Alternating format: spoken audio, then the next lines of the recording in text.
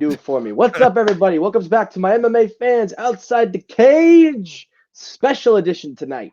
Yes, Special sir. edition. I am here with the man, the myth, the legend, the SMT, who is pretty much a practical host at this time for Outside the Cage. You're pretty much a host, so welcome back, my brother. Good Thanks, to have bro. you on as always. To be on, man. Now, Thank you. guys, tonight's episode is actually a challenge. So this is actually a fun episode. We're not going to be too statistical, not going to talk too much in detail, but we are going to predict 3 big pay-per-views for the remainder of the first quarter of the UFC, and we're going to do this in 1 hour. Now, if it doesn't happen, it is what it is, but if we could get it done in an hour or less, then I'm definitely going to I'm going to do something. I don't know. We'll figure that out. Well, now, to make sure we are accurate on 1 hour, I pulled out an old-fashioned hourglass. Don't ask me where I got this stupid thing. All right. But enough of talking. So tonight, Sam, as I said, we're going to do 247, 248, and 249. The one that I will be attending, Habib versus Ferguson. I will save that for last. We'll go in order. Now, before we start the timer, just want to disclaim a couple of things. In order to make for this time, we are going to have to, unfortunately, skip a lot of the breakdowns that we do for the undercard, but for the co-main event and the main event, we will definitely spend some time on that.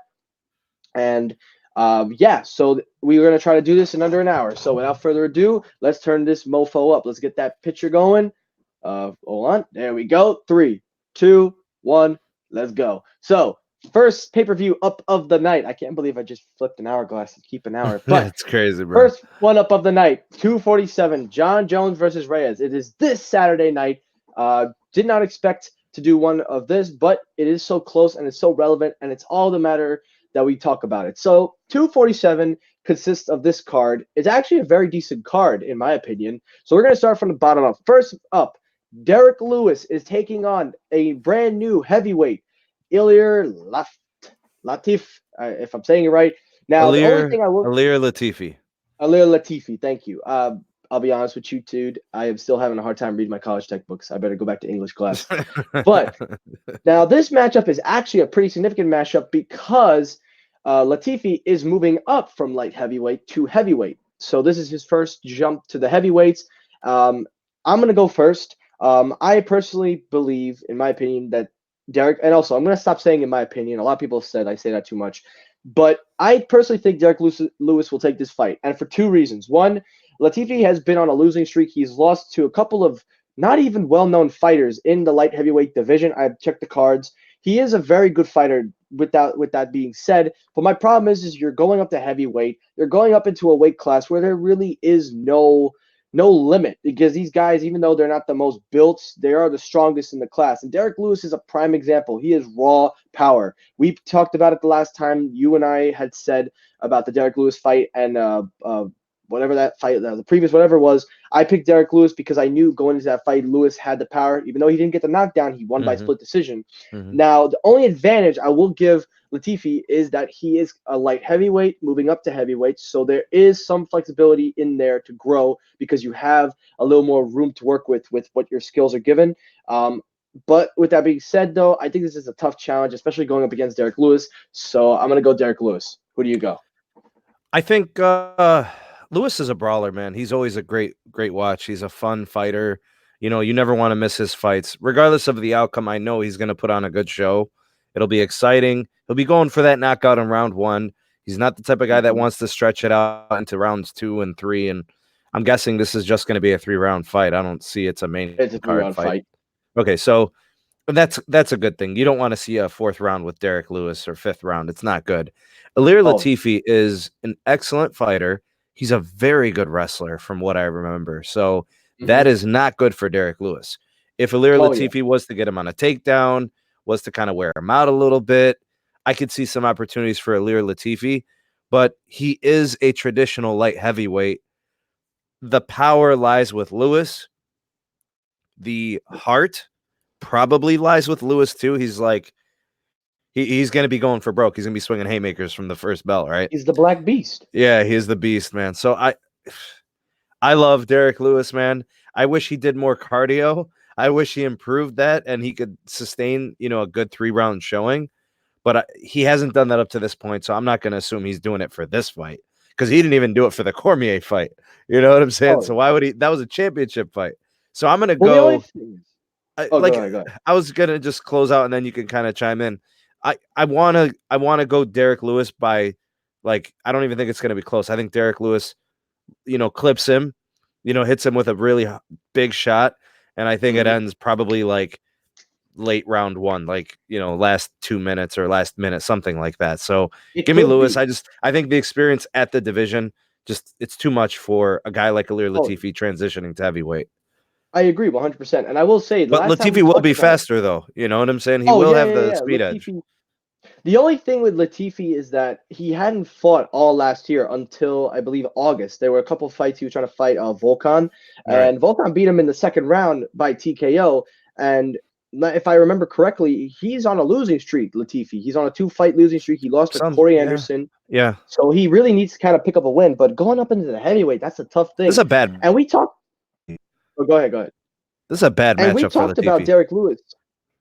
Oh, no, I agree. And even with wrestling, though, remember what we talked about Derek Lewis and Blagoff? Remember that fight at 244 when we said that how Blagoff is better on the ground? Even in that fight, Lewis clipped him a couple times, stumbled him at times, and Blagoff just kind of didn't know what to do. So, again, we agree, Derek Lewis, but I want to see what he brings to the table. Next up, we have Mirsad Bektic against Dan Ige. I'm going to let you go with this one. To be honest with you, I don't know too much about this fight. If you could open up the odds on that fight, I'd love to see the line to kind of see where Vegas is at. So I feel like maybe I've seen Bektic fight before. Maybe I've seen Dan Ige fight. I'm not sure. They both look familiar. I think more so Mirsad Bektic. He's obviously a ranked fighter. So anytime you see a guy who's unranked, and you see a guy who is ranked, you naturally just want to go towards the ranked fighter. But sometimes these up and comers, they got some momentum and they fight with this go for broke attitude. So they're swinging for the fences. So I'd love to see the Vegas odds there. Okay, so the odds for Dan Ige is plus 115. The odds for Bektic is minus 145. It's not like seriously bad for Ige. I'm not really sure how to pronounce it. So Mirsad is probably favored slightly because he's a ranked fighter. I feel like I've seen Bektic fight before. I guess I go with him because he appears to be the more experienced fighter and the ranked fighter. I really don't want to comment other than that because I don't really know the matchup per se, Understandable. So I think for this one, we'll have to give a pass until we get a little more detail. We'll come back to it later on. Next fight. This one I'm looking forward to. Juan Adams against Justin Toughe. Now, Justin Toughe, I believe, is actually making his UFC debut in this fight. This is his first fight in UFC. He's going up against Juan Adams, who is a respectable heavyweight, in my opinion. Juan Adams is also, I believe, making his debut, too, because I'm checking both fighters' cards. They're both debuting. They look like they have a lot going on them. Although, actually, I could be mistaken, but the facts are showing me on here it is their first professional fight on a pay-per-view. So both fighters are heading into this with a fresh slate. Both of them are heading in with basically kind of to make an impression. Now, Justin Toughe, I know I've seen him somewhere. Can't put my finger on it. But again, I think I'm going to have to go with you on this one because I actually don't know too much about Juan Adams, and I don't know too much about Justin Toughe, but I could be mistaken. But the odds are in favor for Toughe to win this fight, so I'm going to go off of the Vegas odds and go Toughe, but I will again come back to this when we have more information, etc., just like the Ige and Bektic fight. Now we get to the co-main event and main event. Now, guys, again, we are in an hour. If we had more time, we would do this, but this is a challenge.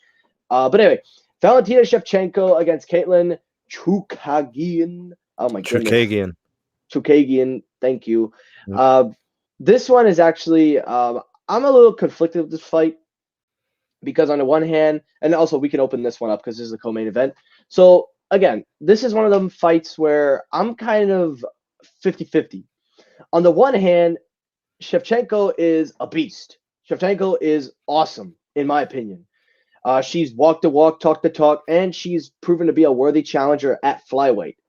With that being said, though, you're going up against a fighter like Katlyn. Now, last time we talked about her, it was in a previous fight prediction. we had her winning, but we didn't have her with too much enthusiasm. But her momentum coming into this fight kind of is a little bit on the plus side for me because of her durability lasting 3-round fights. So I want to see how she lasts in a 5-round fight. But if you look at the numbers, Shevchenko kind of has the edge in when it comes to wins in submission, KOs. When it comes to the decision, that's where Katlyn takes the cake. And most of these fights go beyond. Both fighters are respectable in the 15 to 17 minute range. 2-minute advantage for Shevchenko. Now we take a look at the significant strikes. Shevchenko, in my opinion, she's just going to bring it. I don't even need to say much. I don't even need to be talking these much because honestly, I want to see a good fight for Shevchenko, but I personally, in my opinion, even though I want to see a good fight, and I definitely think this might go to distance, I think it may not go past the 4th round with Shevchenko pulling the victory because there really is not much for her at the flyweights. The only thing left is if Nunes decides to want to go down. No, she can't. She can't go down. She has a hard time making 135. Amanda Nunes. So yeah, that's not happening. Here's what you got to know about this fight. Katlyn Chookagian is a fine fighter. She's clearly a very skilled fighter. She's 12-2. She's the number 1 ranked 125er in the women's division. She's very tall. She's big for the weight division. She has, she obviously has the reach advantage, the size advantage. But I'm telling you, Shevchenko is a machine. This girl is an absolute monster. She is a terror in the octagon. She has pace. She has techniques. She has the will to win. She is relentless. She puts pressure. She's fought nothing but champions for the last 3 years. I don't see anybody remotely close to her in that division at 125. That's what I'm saying. If Miesha Tate was in that division still, she would be getting her butt handed to her too. Shevchenko, even at 135, she is an elite fighter at a bigger division, and this is her natural weight. She probably doesn't have to cut much. She probably cuts a few pounds. She probably walks around 130 pounds. You know what I'm saying? So making 125 for her, this is how she's built. She has cardio. She has knees. She has Muay Thai. She's got everything. Her hands, like her nickname is Bullet. Like her hands it's precision. Like if I was building a fighter, male, female, does not matter. I would build them with her techniques. She's almost flawless. The only reason she has a loss on her record in like the last few years is simply because of size. It's not really her division. And honestly, bro, she was right there. She was so close. And she didn't get beat. In my opinion, it was a legit split decision. And I was like, wow, I can't believe she lost that. I thought she won it. When she lost to Nunes at 135. Oh, yeah. That was a close one. And they fought. Nunes couldn't finish her. Nunes is this amazing finisher. She couldn't finish Shevchenko. Shevchenko is a beast. So look, Katlyn, she's a fine fighter, all due respect. But Valentina Shevchenko is on a whole nother level. It's like a different planet. She's just different. And, honestly, I don't see a situation unless somehow, some way, Katlyn musters some, she lands some vicious shot that lands flush and knocks Valentina off her senses. Valentina's awesome. Yeah, there's not much I can say here. I pretty much agree with you because there is nothing really for Shevchenko in this division. She dominates, so there's not much. Look at her stats. You were pulling up the numbers, like significant strikes landed per minute. Her accuracy. She doesn't take damage. She defends well. She has excellent grappling. She's got submission finishes. She's got knockouts. She's got technical knockouts. There's so many ways for her to win here. If she studies film on Katlyn, she'll exploit it. She's a student of the game. Bro, she's probably in a forest somewhere in Russia right now, pummeling trees, with her bare hands. She's seriously hardcore, bro. Oh, I agree. That's why I really feel like they need to do something with her because honestly, she's just gonna dominate that division. And honestly, I wouldn't mind a Nunes rematch, but we know that's not gonna happen. And we'll see who's champion. Maybe a year or two from now. Yeah, who knows? Maybe. Anyway, last fight, and then we're moving on. Jon Jones against Dominic Reyes. Now, Dominic Reyes, honestly, I've been watching him ascend in the light heavyweight division. He is a great fighter. He was coming in with an undefeated record of 11-0. He's fighting probably in the MMA world's opinion, one of the best pound for pound fighters. If you want to argue the we don't have to really talk about it, but you get where I'm going with that. Doping, steroids, etc. But beyond that, this man, John Jones, is in my opinion one hell of a champion. Not only able to like come clean and then come back and dominate, but then to also defend, has his knowledge on his shoulders. But with that said, though, he's going up against a guy who's got nothing to lose, in my opinion. I'll start this one off. I believe that he's going up against the guy who has worked his way up the rankings. He's young and growing, and this is a perfect prime where he needs to be to kind of help to elevate his game should he lose. Because Dominic Reyes, if you haven't seen his last few fights, he has knocked guys down. He has submitted guys. He is very fast, and in my opinion, he is a well-rounded fighter, and he's gone to distance a couple of times and won by split decision. With that being said, though, John Jones is another freak machine. Let's take a look at the numbers. So if we take a look at the numbers, Dominic Reyes has a slight advantage on KOs and TKOs. Submission goes to Jones. Decision, almost even, almost. Average fight times, you can see the numbers are different. Dominic Reyes hasn't been in the octagon as long as John Jones, so you can see why the fights don't last as long. But he's still, on average, a very good, fast fighter. Next thing, significant strikes. Now, I don't know. Okay, timeout. UFC, if you're seeing this, can you please like move your fighters over to the corner so they don't have to block the numbers? Like, look at this. Anyway, so when it comes to significant strikes, Dominic Reyes actually has an advantage here with significant strikes. When it comes to lands per minute, now when it comes to percentage-wise of significant strikes, John Jones takes the top cake. Absorb per minute, Dominic Reyes, just a slight advantage, not really too crazy there. Defense, pretty much almost there, but John Jones is good because of his experience. Again, grappling, John Jones. There's no denying that. Takedown accuracy, takedown defense, John Jones. So this fight for me is exciting because Dominic Reyes, I said, has worked his way up on the rankings. I've seen this kid from what he can do.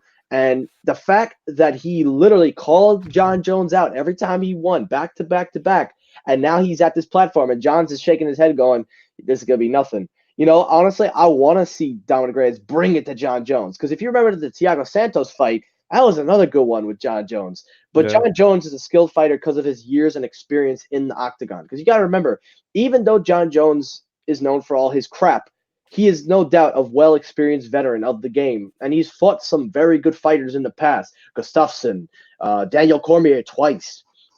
And look at these up-and-comers, Thiago Santos. And now he's going up against Dominic Reyes. But with that being all said about Dominic Reyes, John Jones is a beast. And I personally would like to see this fight go to the 5th round. But honestly, if I'm going to be realistic here, I could see it maybe going no more than 3, maybe give or take 4.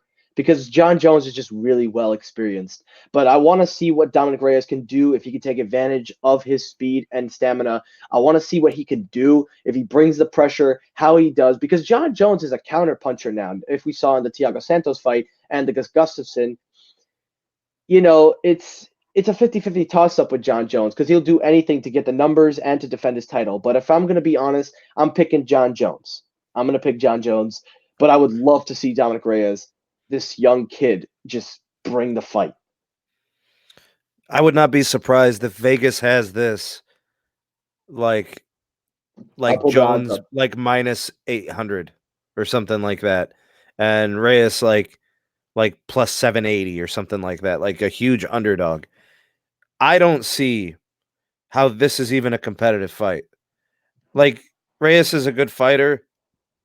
He's going to get caught by a couple of those oblique kicks from John. John's going to put a little pressure on him. He's going to hit him from distance. I mean, his reach is uncanny. Like, there's no fighter like that. The only other fighter I remember with a reach over like 80 or 81 is like Anderson Silva, the Spider.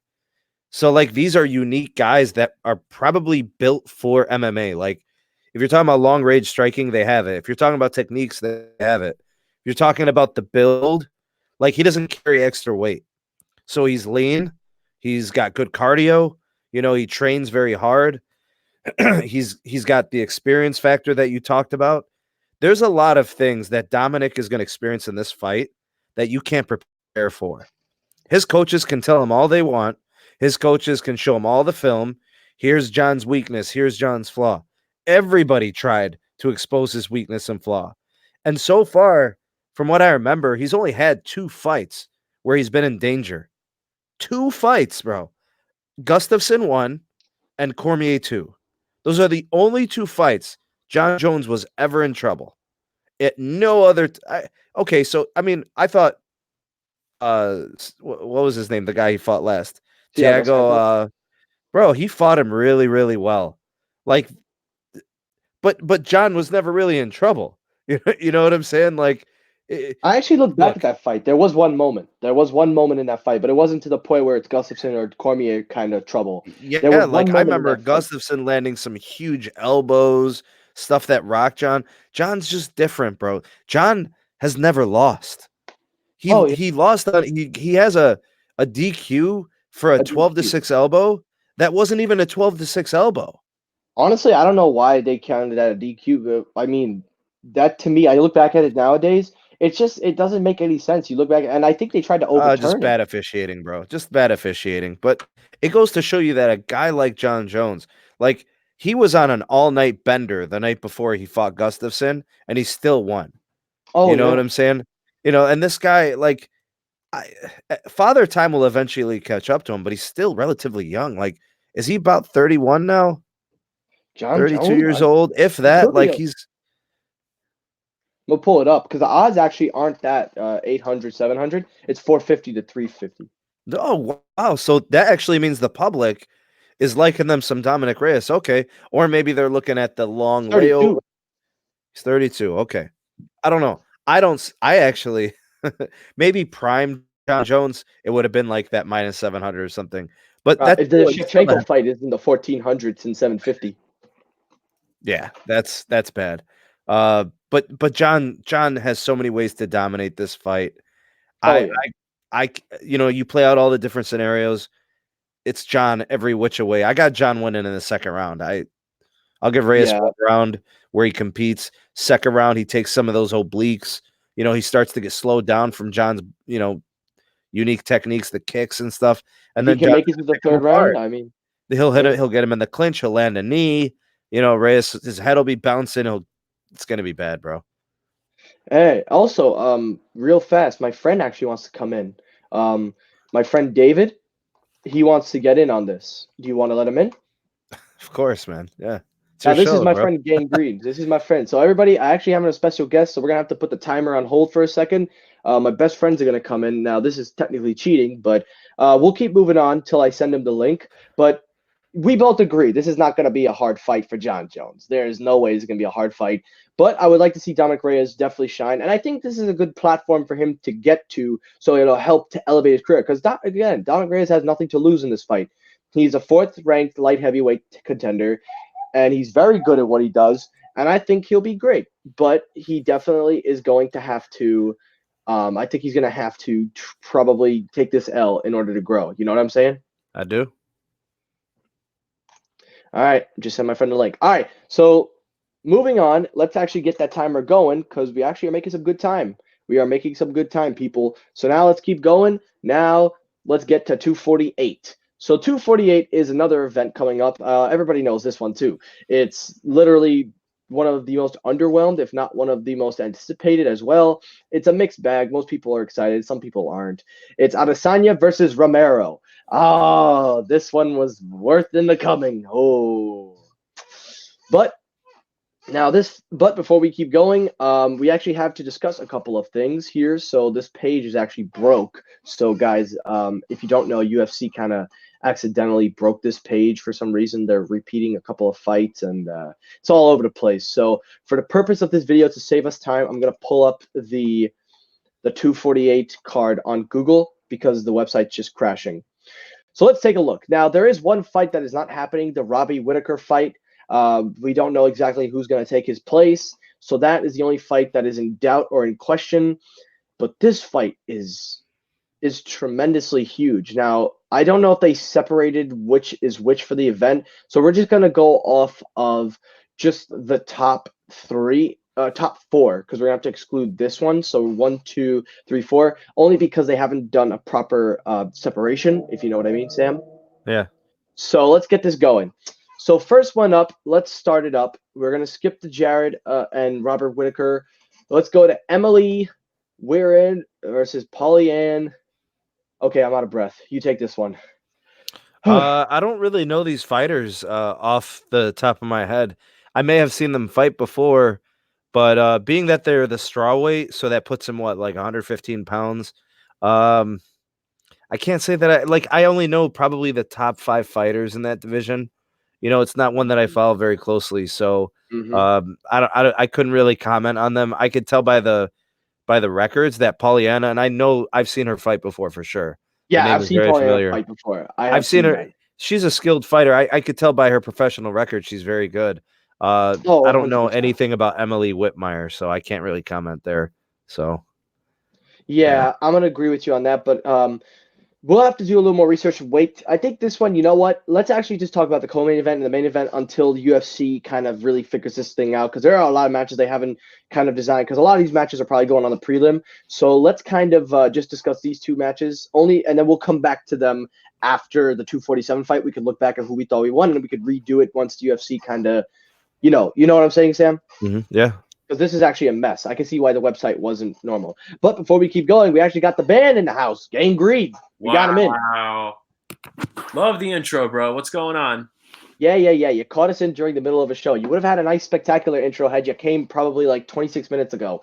But you got to keep moving. We're on a timer. So let's talk the co-main event and the main event. So we got Zhang against Juan. This is for the strawweight title. I'll go first. Zhang is awesome. She is a phenomenal fighter. I honestly got to say her win kind of shocked me when she won the belt, for me anyway. I wasn't expecting her to win against, what's her name? Sam, do you remember the name? Which fight were you talking about with where Weyel won the title? The strawweight, when she won the strawweight title? Yes. So she beat Rose Namajunas. That's it. And Thug honestly, Rose. Thug Rose.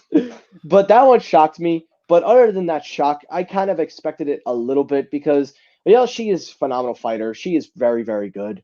I enjoy her company and I enjoy what she brings to the table. What have you guys been doing, bro? Okay, that completely came out wrong. You know her like that, bro? Let's scratch that company word out. Regardless of that. You've got a girlfriend, man. Come on. I know, bro. I'm just zip it, David. Zip it. But let's go to the website for this one, because this one we could pull up. This fight I'm excited for because of 2 things. One, this is her first title defense, I believe. I could be mistaken. I haven't properly done too much research. This could be her first title defense, Sam. And also number 2, she is phenomenal. She's a phenomenal fighter, in my opinion. Yeah. And you look at the breakdowns here on the scorecard, not the scorecard, but the stat sheets. I'm all over the place tonight. I guess I'm just so hyped because the timer is actually ticking down fast. This fight is a toss-up. So on the one hand, you could have Zhang really dominate the fight with striking, but you also have to take a look into consideration grappling, defense, and takedown attempts, and also kind of look at also the significant numbers. It's kind of a half percentage difference, but honestly, they're even matched. So this fight could be good. But I'm all over the place. I'm not really in my head. I'm going to let you take over. But if I'm going to do a prediction, I'm going to go Zhang, because honestly, Zhang is awesome. And also, sports fan, how you doing? All right. So I would say that it's a difficult fight to call, and I'm going to tell you why. Joanna has championship pedigree. Joanna was a champion probably it's been a couple years, but prior to that, she was basically the inaugural strawweight champion. She didn't get the first title fight because it went to Carla Esparza and somebody else from the Ultimate Fighter. So as soon as Carla Esparza had to defend her title, Joanna pummeled her face to smithereens. So Joanna is an amazingly tactical fighter. She's very, very skilled in a lot of the striking techniques. She's a very good counter striker. She's all about timing and pressure. She has good Muay Thai. Her boxing is very good. Her wrestling, I can't comment on it. Like, I haven't really seen her wrestle much, but she's always been the bigger fighter in most fights. So she's been able to use that to her advantage. It's hard to take down somebody bigger than you just based on size and sheer weight. Mm-hmm. The fact that she can get back down to 115, I think is going to be a tough cut for her because she also got breast implants, bro. I'm not joking. Like, no, that, I remember that changes her anatomy, that changes a lot. Right. So it's going to be a hard weight cut because it was hard for her before. I will say this. She had a problem, some personal issues. She was engaged. She had, a bad breakup with her fiance. Some stuff was going on in her personal life. She had a bad, year and a half. She lost a couple of fights. She got knocked out, by Rose, got finished, it was all bad. She seems to kind of be back in good spirits. She's back training. She's focused. She can win this fight. After I've watched this girl fight, bro, Zhang Weili, is it? Zhang Weili. Bro, she's an amazing fighter. The same attributes that Joanna has, like the pace, the accuracy, she's got in spades. Like, she's been pummeling the competition. Look at her record, 19-1, and she's not beating string beans. She's not beating cans. She's a good fighter beating top name fighters. So she beat Rose, and the fact that you could beat Rose, especially with a TKO, I couldn't believe it that night when she won that. When she won that, I couldn't believe it. She's kind of, in my opinion, if you take a look at her record and her way of fighting, she's almost kind of like a John Jones for her weight class, in my opinion. She's kind of like the John Jones of her weight class. I see her more like a Demetrius Johnson. Just in terms, because that's like a smaller weight class, but bro, she is a very fun fighter to watch. She wins in dominant fashion. So I'm gonna go with the champ. Not that I don't believe in Joanna. This is obviously a 5-round fight. I think I like Zhang a little bit better than Joanna. But I guess Joanna could win. Just give me Zhang for the sake of taking a bet, I guess. I don't know. Me too. I'm gonna go. David, do you have anything you want to say? Who do you think is gonna win this fight? Well, I'm actually excited to see Zhang fight. I'm excited to see this new division. I think I remember seeing Joanna fight once. Looking at these stats, Joanna has some advantages there. With the height and the reach, but you look at the way Zhang actually looks as a fighter. I don't know. I want to see how Zhang fights for the first time, and I'm just gonna pick her. I think she'll definitely come away in her first title defense. But I want to talk about this main event for 248. Oh yeah, we're getting right to it. We're getting right to it now. Now we're moving on right to the main event. And why don't we open with David? Let David take a crack at it. Yeah, we'll let David take this one. You know what? This one I'm excited for, but I'll take up too much time. David, you can start this one off. Well, I personally like Israel Adesanya. Watching his fight with Robbie Whittaker at UFC 243, the dude, you look at the way he looks. His arms are extremely long. He has an 80-inch reach, and that the way he can just land a strike with those long arms, I think that definitely plays an advantage there. He's also really quick as well. He's very agile in the octagon, so that's something that Robbie Whittaker obviously really didn't take advantage of there. Yoel Romero, however, I think is big. Obviously, he's bigger than Robbie Whittaker, so this is definitely going to be a challenge for Adesanya. So I think for this fight, Adesanya is going to have to really kind of utilize his agility and kind of utilize his reach to his advantage, because the reach he obviously has an advantage in. His height he has an advantage in. He's undefeated at 18-0, and his leg reach is definitely there as well. So he can obviously land some pretty hard leg kicks there too. So Yoel Romero is bigger. He's a bigger opponent, a 13-3 fighter out of Cuba. Definitely can't wait to see him fight as well. But it's going to be a fun fight, and honestly, Adesanya is going to, retain the middleweight belt. All right. Very fair prediction. Sam? Israel Adesanya is one of the most exciting fighters to watch in the UFC. Thank you. This dude is fantastic. He's a breath of fresh air in an otherwise kind of stanky division, a division that used to be one of the golden divisions that got old really fast. And then he comes in and brings this new look, this new approach, this style bender approach, right? His whole like the last style bender nickname moniker. But he has to be careful here. He can win this fight, but Yoel Romero is one of the most explosive, powerful fighters in the UFC. I don't care which weight division. This dude can look like he's rocked and throw a knee from a standstill and finish you dead cold in your spot, bro, right there. Like, he's powerful, fast, and unpredictable. Now, here's the thing. He's very high muscle density. He does look tired at times, but he will kind of lull you into thinking that he's kind of like standing around and staggering. He will pull a rabbit out of the hat and throw something out of nowhere, and if it lands, you're going to sleep.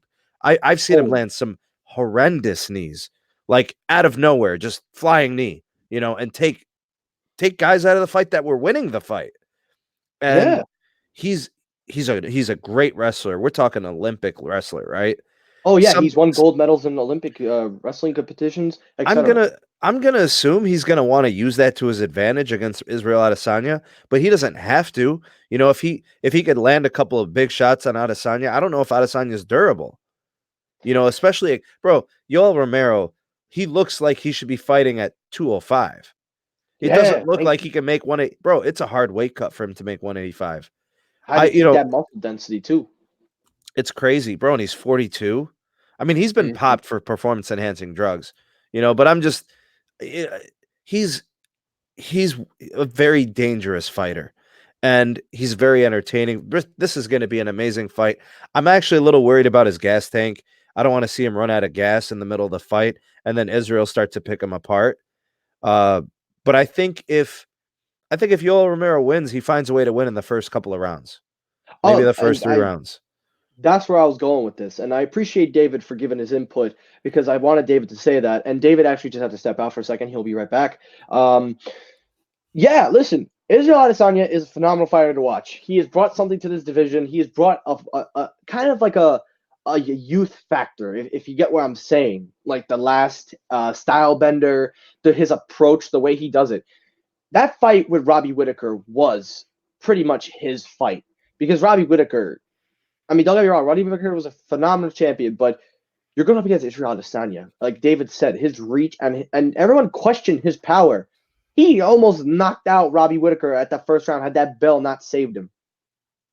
But I gotta say, Yoel Romero is a killer. This is going to be a real test for Adesanya. Adesanya wants to talk about. Wait. Hear me out. He wants to say, "Oh, I could take John Jones. Oh, John Jones, come to middleweight. Do this, do that." Brother, you fought Robbie Whittaker. That's fine. Now you're going up against a guy who, in my opinion, is not only a phenomenal wrestler, but a man who mauls opponents. Yeah, he lost his last 2 fights by decision. But did you see what he did in those fights? This man is truly something special. I'm going to go off of Stephen A. Smith. It's something special. But you love you some Stephen A, bro. Love me some Stephen A. But if we're talking a test of power, strength, abilities, everything, Yoel Romero at 42 years old, the way he looks, his condition, his power, his style, and let's not forget, he is very good friends with Jorge Masvidal, both guys who kind of have similar fighting style, although we do know Masvidal is a pure striker and Romero is an elite wrestler. There are some differences, but this is a challenge for Adesanya, and that's why I want to go with Romero. I'm going Romero because I truly believe Yoel Romero can bring the power, the wrestling, the techniques. Now, don't get me wrong. It would be nice to see Adesanya win, and I do hope he wins. But, brother, you're going up against a monster. This is a true test. If you want to talk about John Jones, if you want to talk about being better than him, you want to talk about having power, you must knock this man down. He must not be left conscious if you want to talk fighting John Jones, you want to talk about being a powerful middleweight, you got to get through Yoel Romero first. And I'm going Yoel Romero because that man will bring it to this guy. And don't get me wrong, Adesanya is phenomenal. But goddamn, Romero's coming. He's coming for some vengeance. And I can't wait. I really cannot wait for this fight. I'd love to see him become champion, bro. Like Yoel Romero's been in the game a long time. He started MMA a little late, right? So he's an elder statesman, and he's been an awesome fighter, bro. I love his interviews. You know, like the dude, he like pours his heart out for the sport, and he trains so hard, and he helps people in Cuba. You know, he's got all these great things about him. I hope he finds success. I love Israel Adesanya. It would suck to see him lose the belt, you know, at being this young phenom. But if he lost it to Yoel Romero, I wouldn't, you know, it wouldn't bother me too much because I know Yoel's he's a funny guy. He has a good heart. You know, I know he's been popped for steroids or whatever, but you know, I feel like it's happening so frequently. It's like, who isn't doing it anymore? You know? Oh yeah, John Jones got away with it many times. So, but yeah, Yoel's awesome. All I want is a post-fight interview with Yoel Romero. That's all I want. we'll probably see what happens, win or lose. Now, before we get to the main one, we still have plenty of time on the clock. But before we get going, there is one fight that we will take a look at in the next episode when we also look back at the cards where they are a little more organized and also a little more constructively presented because the website is a mess. UFC Fight Night, Ngannou. Ooh. Going up against the man that sent Alistair Overeem's lip to the quantum realm. But more on that next episode. Next episode, we will discuss that fight. Now let's get to the fight that David and I are going to. I cannot believe I am going to Barclays Center with David. I cannot believe this fight is happening, and I hope it happens. 5th time's a charm. Please, God, let this happen. Habib Nurmagomedov against Tony El Kukui Ferguson. That sounds so amazing. I am so hyped for this fight. But even before we talk about the main event, the fight card itself is an awesome fight card. The fight card is pretty much practically constructed. They are still working on the prelims, but the main fights are pretty much up. And we're going to talk about them. We're going to go through them real fast. This is a prelim fight, it was announced. And there's even one more fight that was confirmed. So there is so much happening that is still in the progress. So for the sake, because I do want to kind of build this card up and let it fully develop, I'm going to skip these fights because I want to let the card build. Again, like 248, we're going to let 249 build. We will come back to this. And hopefully if David can come back, he can comment in time, talk about his preference. And also we could get him to come on and talk about 249 because he's also excited as well. So we're going to focus on these two big ones. Jessica Andrade against Rose. Ooh, a rematch. We talk about Thug Rose, bro. Thug Rose against Jessica Andrade. All right. Jessica Andrade. So let's break it down. Now, these two women have fought in the past. Both of these women know exactly what they're getting themselves into with each other. Unfortunately, I cannot click on the event. They don't have the stat sheet up, Sam. So this fight, we're gonna have to come back to this one so we can give a proper breakdown. But these women have fought in the past, and last time, correct me if I'm wrong, Sam, but I think Rose lost this fight. I believe Rose lost. Man, I could be wrong. I think she lost. I think. What? Let me check out the history of that. Well, these two have fought previously, and Jessica, I believe, had won the belt from her, and then Jessica was the one that lost to Zhang. She lost to Zhang. But regardless, this is going to be an awesome fight. It's a rematch, and it's not even for a title. It is literally just a rematch. And I got but they're both top contenders. You know what I mean? They're both top contenders. They're number 1, number 2 ranked. And here's the thing: Jessica is coming off the loss of losing her belt. That was a tough loss, in my opinion. It shocked everybody. It literally did shock everybody. But you're going up against a woman you beat to take that title. Now, with Rose, this is a comeback fight for her. because she hadn't won a fight in a while. She took a year off, and now she's coming back to kind of rejuvenate herself, kind of to bring herself back up, if that makes any sense. So this fight is kind of a two-way scenario we're looking at. If Jessica wins this fight, she will not only retain the number one top spot, but she will probably be a title contender once again. You take on the woman you took the title from. If Rose wins this fight, I believe she could rejuvenate herself by making a comeback win after losing 2 in a row. And also she can prove to everybody that she is still a championship fighter. And in my opinion, could mainly take the number one top spot. So for this fight, I'm a little kind of split on this one. I'm going to have to say the jury is out, but we will go back to this once the card is fully developed. We can look at the stats breakdown. So I'm going to say the jury is out on this one, but there is quite a bit at stake, even if there is no title involved. Well, so here's how I see this fight kind of playing out.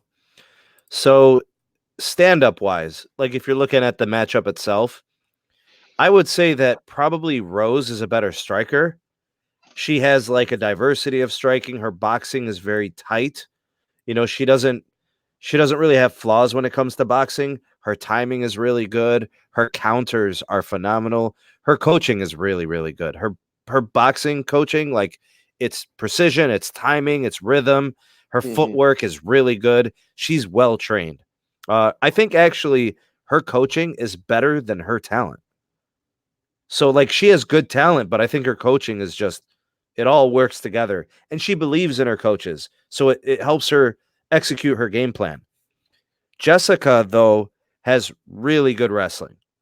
Very good wrestling. She may be able to kind of bully Rose a little bit. If she was to say, get a takedown, you know, get a single leg, get a good top position, Rose is going to have trouble on the ground. So Rose wants to stay on her feet. She's going to want to keep a wide base, you know, but from that wide base, Rose can actually throw some bombs. So, and Jessica's a tough girl, man. Like, Rose is not going to knock her out on a single punch. No. She's going to have to punish her bad for a few rounds. Give me Jessica Andrade just because of momentum. I want to say Rose is a tough girl. Rose has been through stuff in her life. You know, she's got these, like, she might have some things that kind of haunt her in her head. And I respect her. She was a champion. She beat Joanna like senseless twice. You know, I respect Rose, but Jessica it feels like this is a bad matchup for Rose this time around. Give me Jessica. She lost the first time. Right. So. Yeah. And that's what I'm saying. Give me Jessica just because of the way that they are fighting currently, the current situation between the two, where they stand in terms of momentum. I'll take Jessica. I'm not convinced Jessica would win. I'm just going with that because I have to pick one. But I'm thoroughly impressed by what Rose can do with her hands. You know, there's ways that Rose wins this. I'm just going to go ahead and take Jessica because I think that's the way things are, you know, currently in terms of how they're fighting at this point. Okay, that's fair. Again, like I said, my decision, I'm still jury out on this one. I will come back to this. We will come back to this as the fight card progresses. We will talk more. We'll even rediscuss these two fights again, for the sake of, you know, also keeping continuity. But let's get to it, man. Oh my goodness. I seriously am just imagining it right now. Going to Barclays Center, seeing that place with Dagestan, the song playing in the arena, the lights towing up. Then Tony's music, well, he'll come out first. Tony goes, ladies and gentlemen, the party had just begun. Boom, boom, boom. Oh, this is going to be fun. Tony Ferguson against Habib Nurmagomedov. Oh, my goodness. Look, we could properly break this fight down, but we got to address something. This is the 5th time they've tried to make this fight happen. So I'm not saying it won't happen, but the possibility of something going wrong, because if it didn't happen 5 times, something could go wrong. So we got to take that into consideration. But if God, by God's plan, everything goes well, everything goes according to plan, this could be one of the best fights that Habib has ever fought. It could probably top the Conor fight. It'll top anything he's ever done, but it also will be a real challenge. Conor McGregor, in my opinion, was not a challenge for Habib. That was no challenge. There was nothing there. Dustin Poirier, no disrespect to Dustin Poirier. Even though Dustin rocked him, it was still not enough. This is a fighter. This man, Tony Ferguson, I'm going to spend some time on this because guess what? We still beat this thing, Sam. But Tony Ferguson, El Kukui, former interim champion, stripped away of injury. His last 2 fights, Anthony Pettis, Donald Cerrone, and even in his previous fights for Enson Barbosa, Kevin Lee. Look at the way they left that fight. Do you remember how they left that fight before coming in and then walking out? Well, Edson Barbosa has never been the same since that beatdown. Anthony Pettis? Yeah, he's not. He has definitely not been a championship fighter. Donald Cerrone, just recently? Donald. We love Donald. Let's just say that. We love Donald. We love Donald. We love Donald. And lastly, who was that 4th one I said? Oh, who was that 4th one? Kevin Lee. Kevin Lee. No, not yet. Kevin Lee. Took him a while to come back. Kevin Lee's a good fighter, bro. He's a young fighter. He's a tough fighter. Right. Yeah, that was a big time win. But what are we talking? We're talking 4 years ago, bro? 5 years ago? We may be talking 4 or 5. It doesn't matter. It took him that long to get back because he knocked out that man in the first round at 244. That's a good comeback. But still, any person that Tony Ferguson has fought will tell you this man is not your average fighter. Fans know it. He knows it. Habib knows it. Yeah. Oh, yeah. He respects Tony, bro. He respects Tony. There are some trash talking, but it's respectable trash talking. But the point is, Tony is unlike any fighter that Habib has ever fought because Tony can do everything. He is an all-around fighter. He is a striker.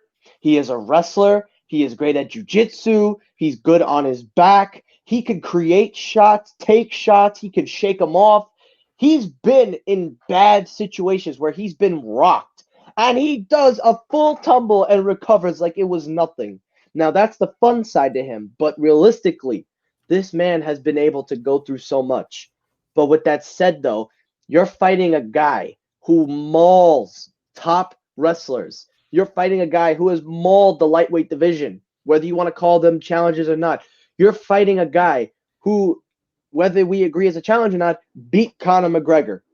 You're fighting a guy that literally is the definition of a pure wrestler, a pure bear wrestler, not bear animal, but like raw, pure wrestling. That is as best as you're going to get. But I am really interested in this fight because this may be the first time Habib is challenged. Now, before I say who I'm going to win, I'm going to pass this to you because I want you to talk. But all I'm going to say is this. Habib might win. I'm not saying who I think wins because I'll save it, but just know from what I'm saying, Habib might win, but Tony has more ways of winning. That's all I'm going to say before I guess it. You go. All right, so when you think about the ways that these guys can win, Habib's is pretty simple. It's actually really it's more of like I'm coming through you. You know, there's no questions how Habib is going to attack this. His game plan is going to be get inside, grab a hold of Tony, take him down, get positions that are going to make Tony be in trouble. Land ground and pound, land elbows, never stop raining punches from top position. You know, just drag him through the mud. You know, take him into deep water and just wear him out and make him basically just beat the will out of him. The thing that's interesting, though, is Tony can land off of his back. Like, Tony can land elbows. Tony can throw punches. Tony can position himself. If somehow Habib was to make a mistake, you know, in turning a leg or an arm, you know, can Tony get, you know, land an armbar? Can he position to slide out? That's where the trouble could be for Habib. But Habib, I think, respects Tony's ground game, and he's not just going to make a mistake. Like, he's going to be very careful about that. Oh, yeah. But this is going to be tip-top. And Tony's, he's got cardio for days. This dude just trains the weirdest things like to the maximum. So he's not going to get tired unless Habib literally beats the will out of him, which Habib can do to anybody. So I hate to say this because I love Tony, but give me Habib until somebody shows me that they can hurt Habib bad enough to throw him off of his A game, because his wrestling is so good. It's probably better than anything that anybody else does. Like, it's Habib's wrestling is here, and then what's Tony's best thing, right? Like, it's probably here compared to, Habib's wrestling. It's just different. He doesn't care. He's not going to change who he is. He's going to wrestle you. He's going to take you down, and he's going to wear you out. He's going to beat you, and he's going to make you want to quit. He's going to make you want to wish you didn't sign the fight. You didn't agree to fight him.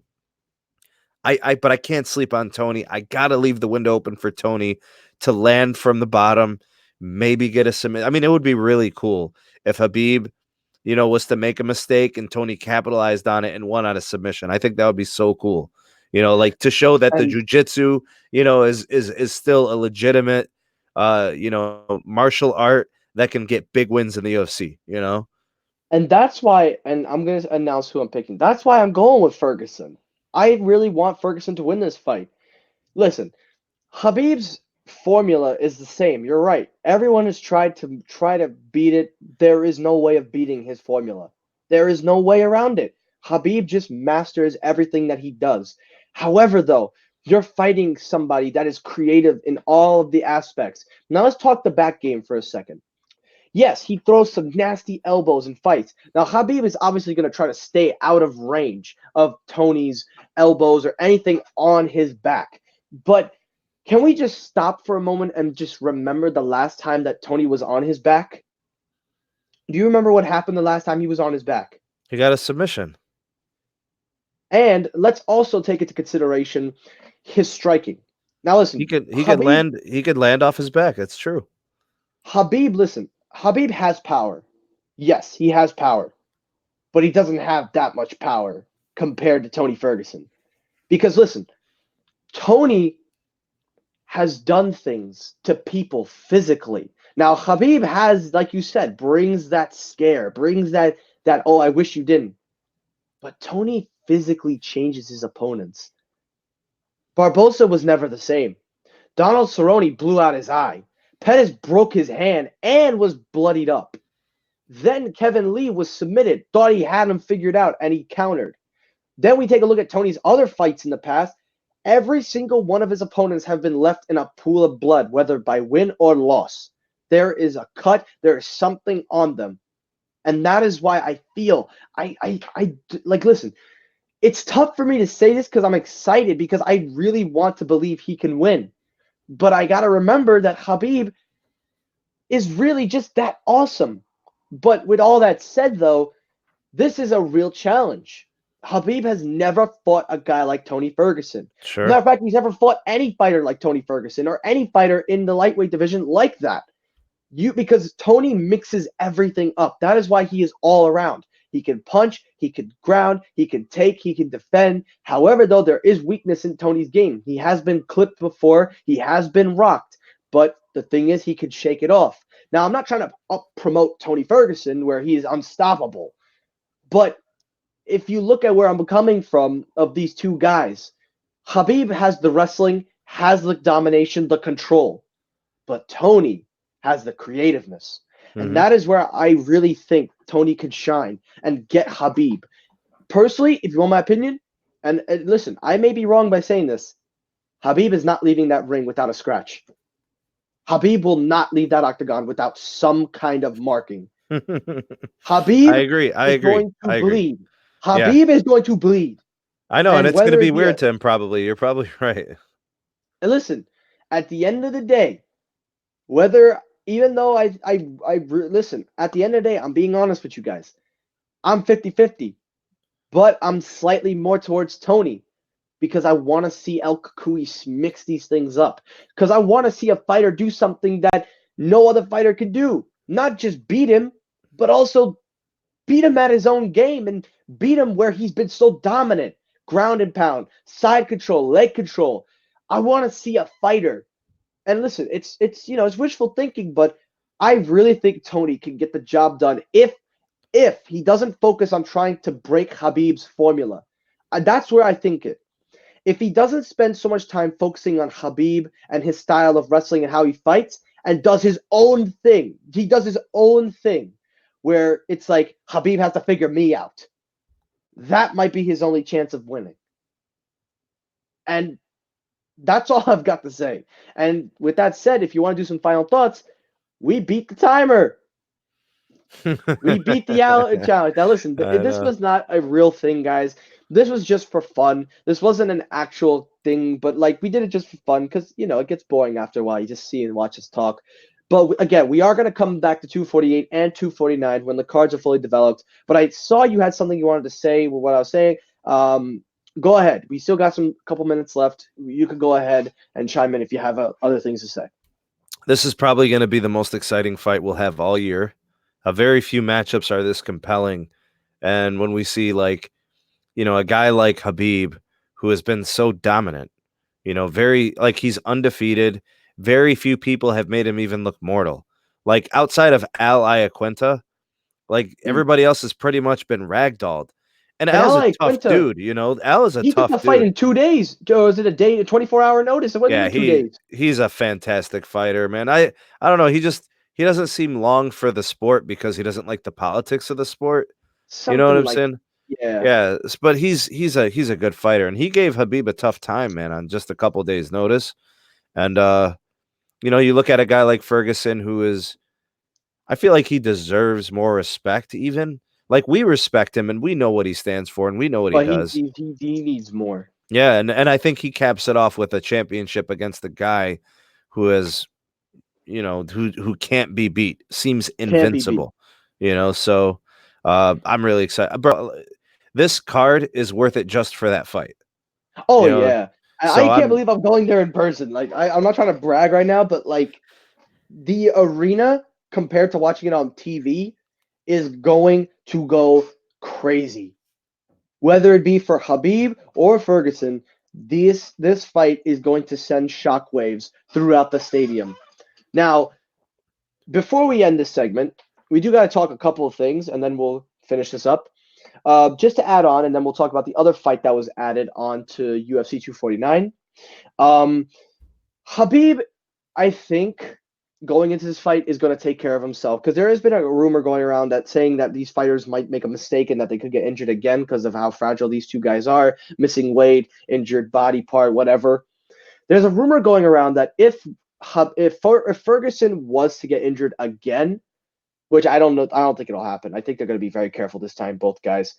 But if they get injured or something happens, Conor McGregor is going to step in and fight. Now, listen, I'm going to be honest with you. Get Conor McGregor out of that picture. It is Tony and Habib. You want to talk Conor? We'll talk later. But right now, all I want to hear is Tony and Habib. And to Mr. Dana White, who I doubt will ever see this, you need to stop giving Conor everything. He beat a man. He beat a man in 40 seconds. Oh, what now? He's a title contender? My man, he may give you numbers, but the fans are smarter than that, my brother. They will not continue to give you money just to watch Conor fight. They'd rather go to their friend's house. Let them spend the money and go watch fight. So I'm just joking around. But in all seriousness, Dana White really needs to stop saying Conor's going to get the next fight. There is no way. Bro, but he's a huge draw. You know what I'm saying? Like you've heard of force feeding, literally the UFC just wants to force feed everybody Conor. There are so many young, up and coming, exciting fighters that offer, a more entertaining fight, but the show, the build up, the shit talking, the ridiculousness, the fraudulent name calling, all that, like Conor brings all that in spades. I don't appreciate it. I don't like it. It doesn't do anything for me. I respect Conor the fighter. I watch all of his fights. I don't get into all of that extra stuff, but that's part of the buildup. It's part of the promotion, and the casual fan rallies behind Conor McGregor because it's entertainment. I get the entertainment in the octagon. They get the entertainment in the pre-fight press conferences and the weigh-ins and all that. You know what? I get it. Conor is a big draw. Conor can be entertaining. I am interested to see whether he stays in the welterweight division, but I don't really think he will, especially with guys like Masvidal, Covington even, and hell, for the sake of it, Usman. I don't think Conor will ever survive in welterweight, but he wants to stay there. He says he wants to. But last thing up, and then we're going to go. This fight was just announced a couple of hours ago. Jerry Stephens is going against Kattar. Now, we will talk about this fight when we revisit the card, when everything is formatted. But based on your initial thoughts, without giving away too much breakdown, just seeing that this fight, because originally they were saying this fight was supposed to be booked for another event, but it looks like they finally worked it out to get it for 249. Initial reactions. You're going to love that fight, bro. Jeremy, the little heathen Stevens, he's a fun fighter, bro. He's going for broke. He's going to try to knock people's heads off. He's a brawler. He's a knockout specialist. This dude's head might bounce off of the octagon, bro. Jeremy Stevens is a fun fighter. So he's added to the Brooklyn card. Your card just got that much better, bro. Oh, I can't wait. I want to see where they put this. And that's it for tonight's episode of Outside the Cage. Now, guys, listen. Tonight's episode was a fun one. Now, you're probably saying, oh, you guys weren't being too smart or too analytic or this and that, blah, blah, blah, blah, blah. We'll revisit that next time. This was just for fun. This was just for giggles and just have a good time. But that is it for tonight's episode. Once again, thank you for tuning in. Once again, UFC 247 is on this Saturday night. Sam and I will definitely be watching. We will do our reaction. We will finally give a full reaction after the card, and we will discuss 248 and 249 as the events draw closer and the cards start to form better. And also, I want to thank David. I want to thank you for coming on, David. I know you didn't really have that much time on the show, but we will definitely have you back on. You could talk all you'd like about 249. And that's it for tonight's episode. So, Sam, thank you as always for helping me host this thing. It wouldn't be anything without you. You got the dad muscles going. Is that what they do at the weigh-ins, bro? Nah, that's more of the dad muscles because you got the white shirt and you got the circle around it. But on a real note, though, thank you so much, man. It always is a pleasure having you on. Thanks, thank you to all my MMA fans, and I will see you guys on the next episode. And David, if you're watching to the end, you're coming back. So, peace. Peace.